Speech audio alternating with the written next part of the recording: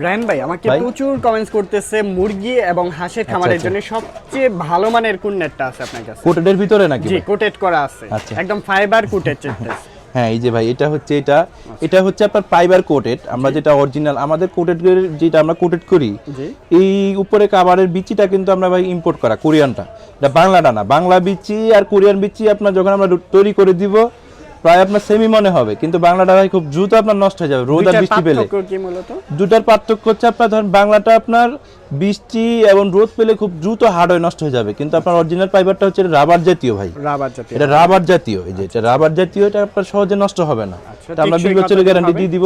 এটা কিন্তু খুবই স্ট্রং একটা নেট ভাই। যারা হচ্ছে আপনার মুরগি বলেন হাঁস বলেন খামার দিতে চান তাদের জন্য এটা খুবই ভালো একটা নেট।